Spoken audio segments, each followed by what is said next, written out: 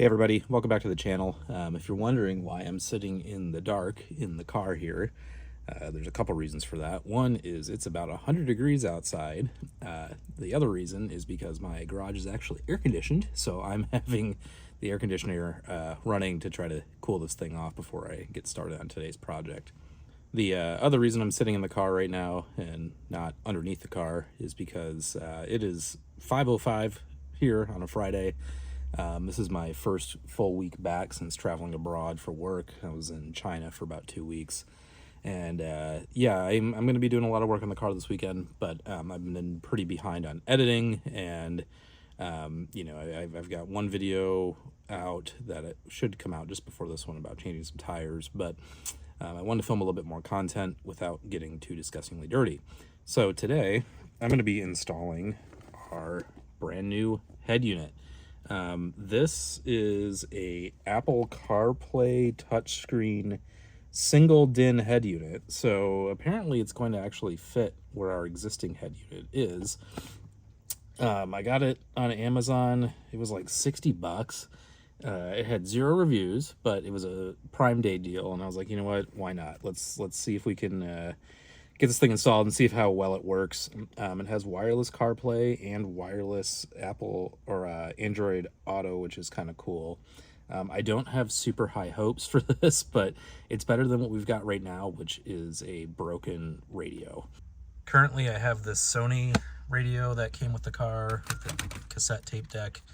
Faceplate kind of stays on, true Volkswagen fashion. It gets power.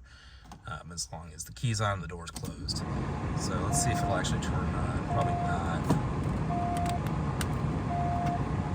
Turn the air off. Hey, who's heard that sound before?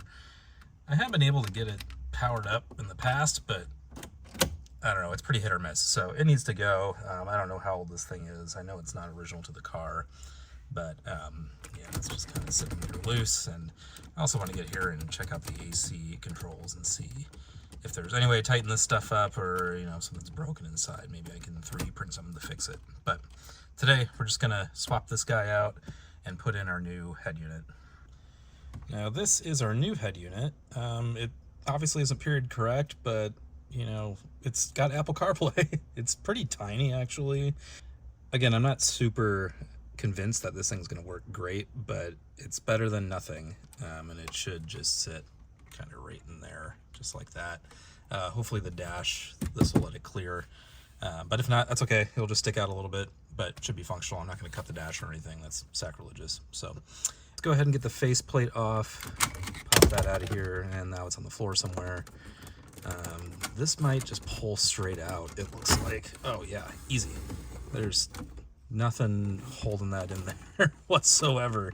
And okay, that was the easiest radio removal I've ever done. That's out. There's no cage in it, so it looks like it was just kind of thrown in. Typically you have this cage type thing that gets installed. It's currently locked into place. You pull on these tabs, and this surround is what actually gets bolted into the cavity here and keeps the radio in place. So no wonder this thing is just kind of floating around doing nothing. Okay, I'm going to start by going ahead and just unplugging this old radio. And let's see. Maybe just come right out like that. This comes out like that. Boom, she's done. Let's see, does this have a date on it? No. Sony EXR 300. Sometimes they have a date stamped on it somewhere, but I don't see one here. It looks pretty old. Yeah, nothing special. I'll have to ask my uncle when he installed this, probably early 2000s, late 90s, I'm assuming. So anyway, we'll hold on to this, throw it in the front seat. It might still work, but with a new faceplate, it might still work, but I highly doubt it. Before I mess with the wiring, luckily everything is labeled. I'm just gonna go ahead and see if this thing will look good in here. Let's see if it'll fit.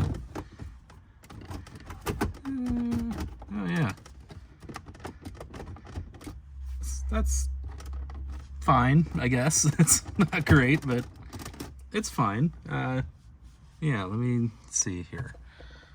Yeah, it's about what I expected. It doesn't look great, it doesn't fit perfectly, but it's better than nothing. And Better than a broken head unit, I guess. But anyway, I know it's supposed to stick out like a little bit. Obviously, this is much taller than a single DIN head unit is. If I can compare the two, you can see it's probably, I don't know, 3/4 of an inch, an inch taller.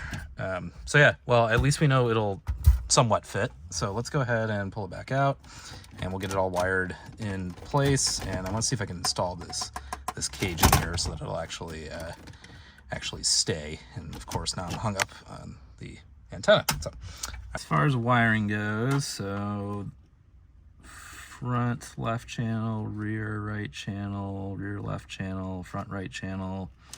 We've got these two guys, antenna, yeah, a couple of antenna leads. This is the actual antenna itself. Pretty sure this is for a power antenna, but we don't have one of those. And then I found some interesting electrical tape here to the original wiring, and I got a feeling that I'm not gonna like what I see behind this. You know, obviously the Sony head unit has a different wiring harness than the car came with. So let's see if I can undo this here and see what we got.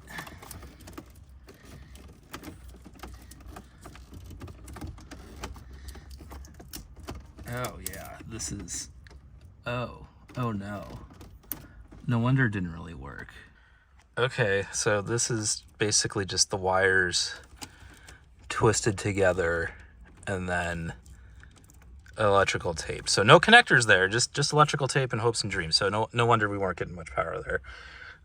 Uncle Rick, if you're watching this, good job. You did a good job on this one. So let's see. I'm just gonna pull this one out here and see if we can find what that looks like. Okay, I'm undoing one of these so you can see what I mean. Oh yeah, just tie together.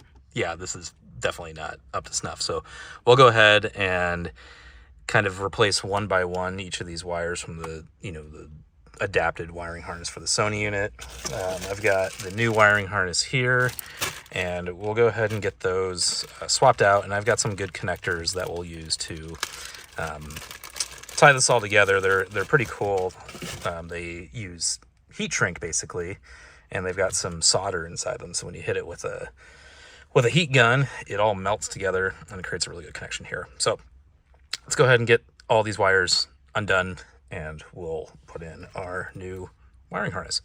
If you didn't believe me, I do have air conditioning, and hopefully we're gonna get down to 62. It's a little warmer than that in here right now, but man, this thing is a lifesaver, especially in the summers here in Los Angeles. Well, I've got the new harnesses in. There's two of them actually. So this guy and this guy, and I'm not super sure this is gonna work right off the bat. So I moved the climate control selector thing out of the way. It's still in there. Yeah, I have a feeling that the Sony head unit was maybe not the first replacement. There's a lot of random terminated wires in here. Another thing I noticed too is that the front speakers, I need to trace down the front right power, but the front speakers only have power, they don't have ground, which is interesting. So on the old harness, which I have here, the old speakers here, you can see, where's a good example?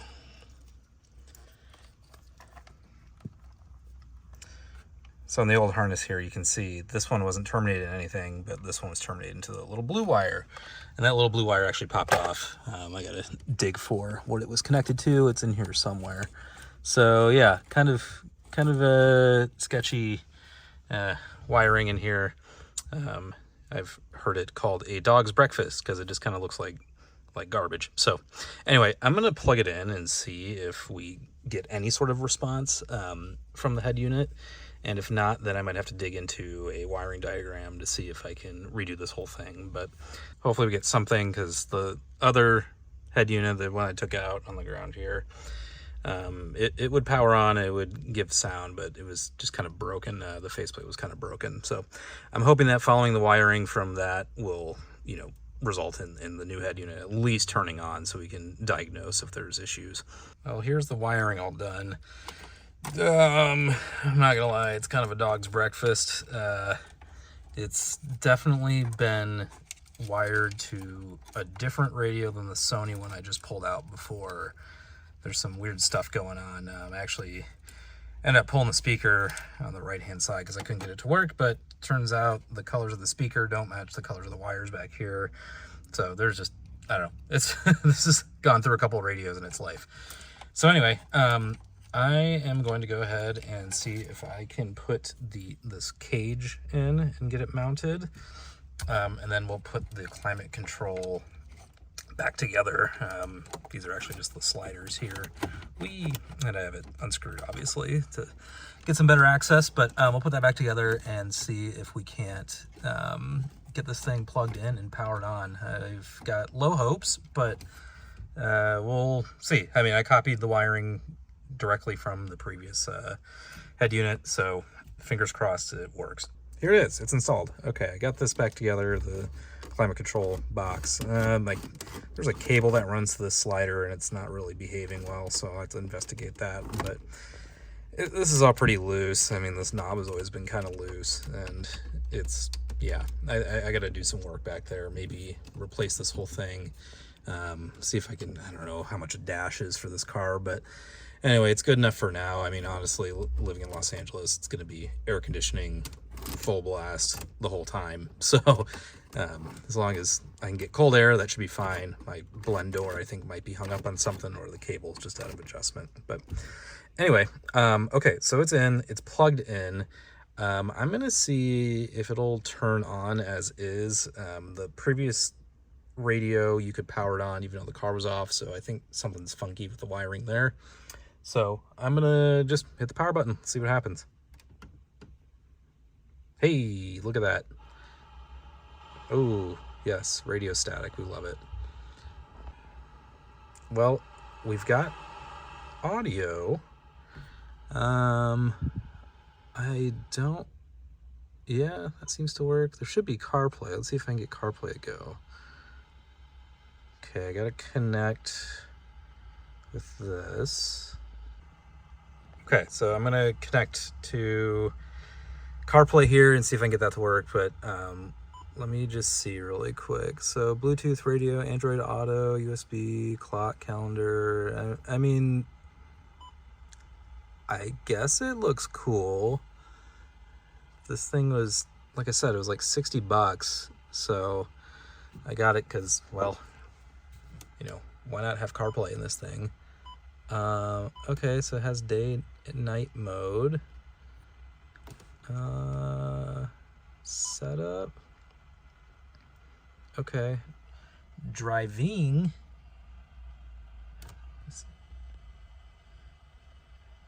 As driving band mode, whatever that means. Okay, color lamp. That's one of the first things you always want to change. Purple, red, yellow, cyan. Do we have white? Yeah, let's do white. Back car line. Okay, so it has some features for backup camera, which we don't have, which is fine. Beep. Oops. Turn that off. Always. Oh no. Yeah, I think that's all we need there. Tuner region. Definitely not. Ooh, America 1 or America 2? Let's do America 1.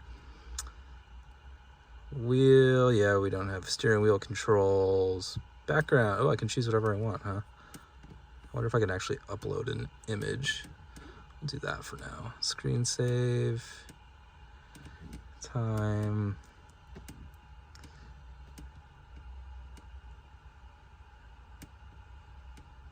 Ten minutes, okay. All right, well, there's a bunch of features here I could set up with. Oh, handiest thing ever. A calculator.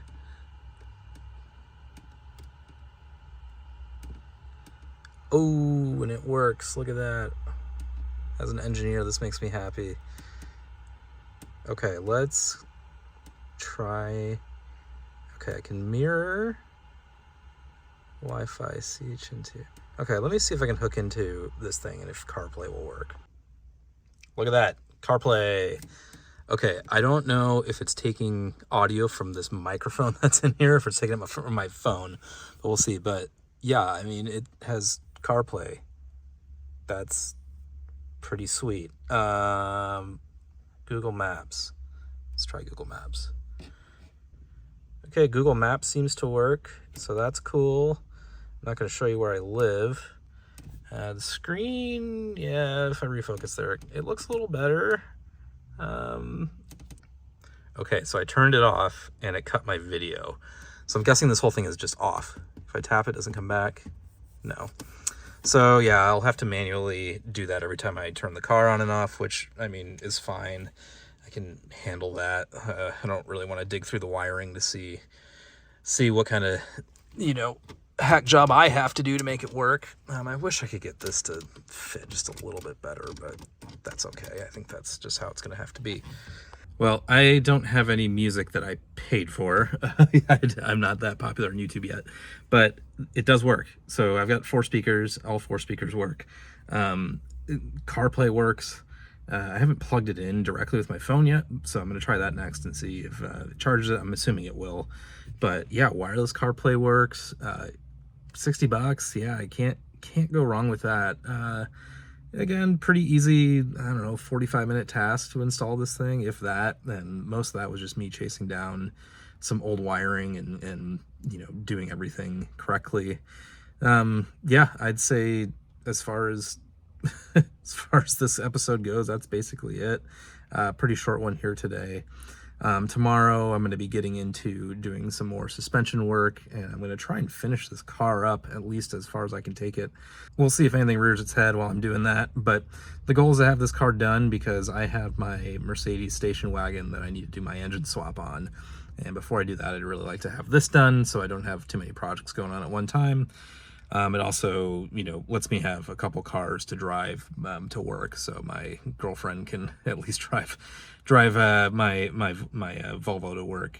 Again, thank you for tuning in. I know this is a pretty quick episode, but hopefully it's somewhat informative.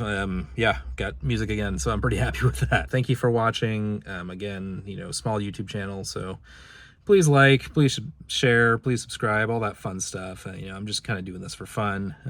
If it takes off, great. If not, that's fine too. But hopefully you've enjoyed it. Any of you Mark II guys out there that have any tips or pointers or anything else, I've got a couple comments on past videos, and I appreciate those. So again, the Mark II is new to me, but so far it's been pretty easy to work on. So again, thank you so much for watching, and we'll catch you on the next one.